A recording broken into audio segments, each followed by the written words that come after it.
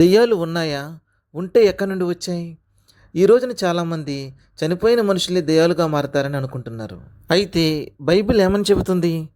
హెబ్రీయులకు రాసిన పత్రిక 9వ అధ్యాయం 27వ వచనంలో మనిషి ఒక్కసారే చనిపోవాలని, ఆ తరువాత తీర్పు ఉంటుందని రాయబడి ఉంది. దీనికి ద బెస్ట్ ఎగ్జాంపుల్ ఏంటంటే లూకా సువార్త 16వ అధ్యాయం 19వ వచనంలో ఉన్న ధనవంతుడు లాజరు కథ. ధనవంతుడు చనిపోయిన వెంటనే వేదనపొడి స్థలానికి వెళ్ళాడు. అలాగే లాజరు కూడా చనిపోయిన తర్వాత అబ్రహాము రొమ్మును ఆనుకుని ఉండటం జరిగింది. వేదనపొడి స్థలంలో ఉన్న ధనవంతుడు అబ్రహాముతో, భూమి మీద నా సహోదరులు నాలాగే జీవిస్తున్నారు, వాళ్ళ దగ్గరికి ఒకసారి లాజర్ను పంపించమని చెప్పినప్పుడు అప్పుడు అబ్రహాము కుదరదని, చనిపోయిన వాళ్ళు మళ్ళీ భూమి మీదకి తిరిగి వెళ్ళటం జరగదని చెప్పడం జరిగింది.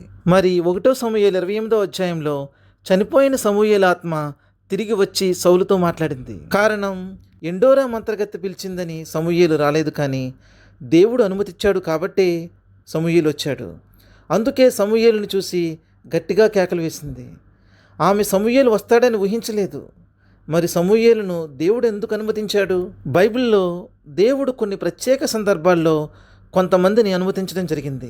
ఉదాహరణకి మత్తయి సువార్త 17వ అధ్యాయం 3వ వచనంలో యేసుప్రభు వారు కొండ మీద రూపాంతరం చెందినప్పుడు మోషే, ఏలియా వచ్చినట్లు మనం చూస్తాం.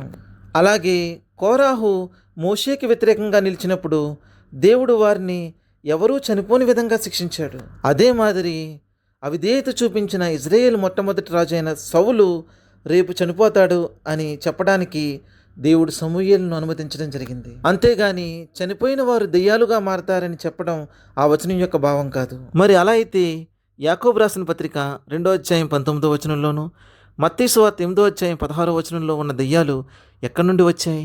దీనికి సమాధానం ప్రకటన గ్రంథం 12వ అధ్యాయం 7వ వచనం నుంచి 9వ వచనం దాకా చూస్తే అక్కడ చాలా అద్భుతంగా రాయబడి ఉంది. అక్కడ మిఖాయేలు దూతతో యుద్ధం చేసిన అపవాది దాని దూతలు గెలవలేక, పరలోకముందు వాటికి స్థలం లేక భూమి మీద పడద్రోయబడ్డారని రాయబడి ఉంది. అలా భూమి మీద పడిన దూతలు నేడు దురాత్మలుగా మారి మనుషుల్ని మోసపుచ్చుతూ వెలుగుదూత వేషం ధరించుకుని దెయ్యాలుగా మన మధ్య సంచరిస్తున్నాయి. ఈ రోజున బైబిల్ మనకి ఏమని బోధిస్తుందంటే, దెయ్యాలైతే ఉన్నాయి, అవి చనిపోయిన మనుషుల యొక్క ఆత్మలు కాదు, అవి పరలోకం నుంచి గెంటివేయబడ్డ దూతల యొక్క దురాత్మలని చెప్పి ఈరోజు వాక్యం మనతో మాట్లాడుతుంది.